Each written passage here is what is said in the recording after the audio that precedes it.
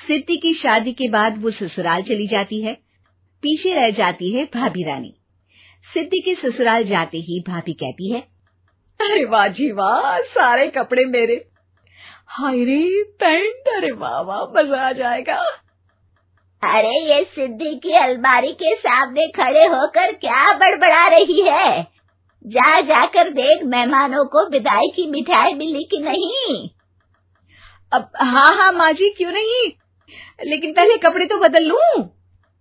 अब रानी आ जाती है सिद्धि के उन कपड़ों में जो वो ससुराल जाने से पहले घर छोड़ जाती है। अरे रानी, कुछ दिन रुक जाती। अरे ये तो सिद्धि बिटिया को मैंने ही दिया था, बड़ा ही फबता था उस पर, तुझ पर तो कुछ खास नहीं लग रहा। अब वो ना मेरे सारे कपड़े गीले थे तो सोचा पहन लूं।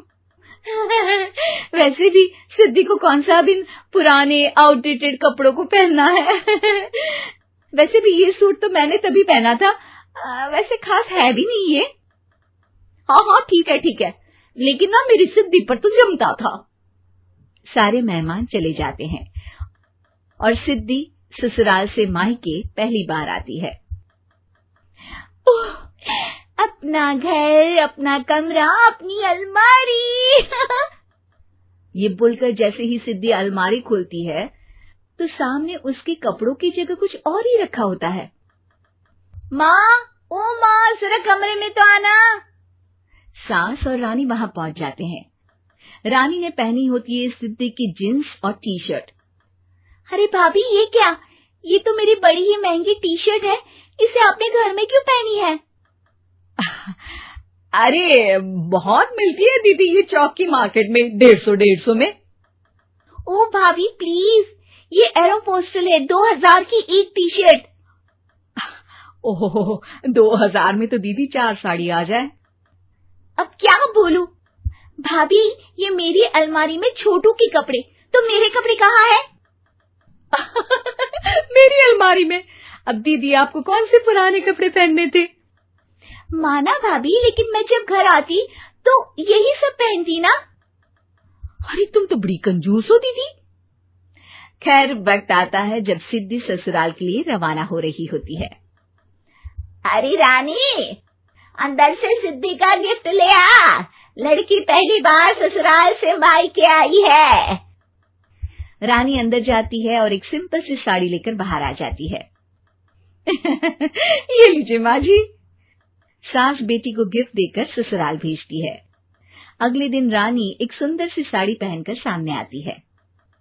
अरे रानी, ये तो वो साड़ी है जो मैंने सिद्धि को देने के लिए दी थी जब वो ससुराल ले जाती, लेकिन ये तूने कैसे पहन ली?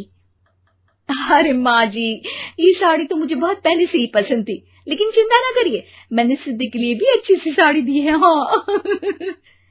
तभी सिद्धि का फोन आता है। क्या माँ, कुछ अच्छा तो दिया होता ससुराल ले जाने के लिए। अरे पहले दिखा दिया होता। ये चमकते हुए पैकेट में नौकरानी वाली साड़ी मत दिया करो माँ। अरे बेटे, वो तेरी भाभी ने ना गलती से उससे पैकेट बदल गया। हाँ, मैं कल ही तेरे भाई के हाथ से तेरा वाला पैकेट भेज दूंगी। अरे रहने दो माँ, आई एम श्योर भाभी ने अभी वही साड़ी पहनी होगी जो तुमने मेरे लिए रखी थी। तुम तो समझ नहीं पाई उनको। खैर छोड़ो, मैं ज्यादा बोलती अच्छी नहीं लगती, रहने दो, आपको उन्हीं के साथ रहना है, फिर बात करेंगे। सास को रानी पर गुस्सा आ जाता है। वो उसके कमरे में जाती है जहाँ वो शादी का एल्बम देख रही होती है। रानी, मार्केट जाकर एक ऐसी ही साड़ी लेकर आ, कल प्रतीक जाकर सिद्धि के घर दे आएगा।